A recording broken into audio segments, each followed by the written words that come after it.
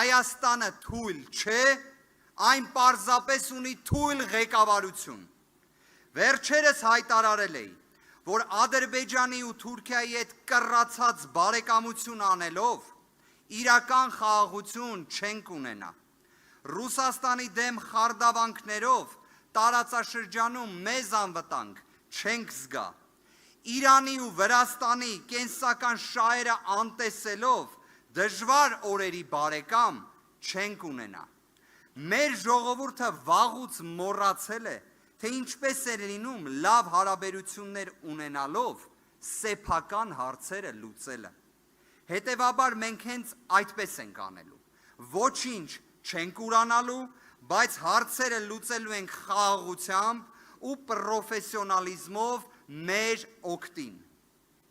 Արդարությունն է յուրաքանչյուր հայի երազանքը, ու մենք հաստատելու ենք այդ արդարությունը մեր երկրում,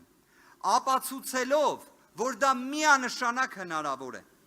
Անցյալում ենք թողնելու կառավարական, դատական, բանկային, կոռուպցիոն, ուժային բեսպրեդզելը։ Մեր հայրենակիցների ուզածը դա է։ Ասում եմ դա միանշանակ, ասում եմ որպես մարդ, ով լավ է ճանաչում մեր ժողովրդին։ Սիրելի հայրենակիցներ, սիրելի գործընկերներ, մեր պայքարը բարդ է ու լցված է բազմաթիվ զրկանքներով, բայց ինչպես կարող է որևէ հալածանք կանգնեցնել մեզ, եթե մեր նպատակը Հայաստանի Հանրապետության,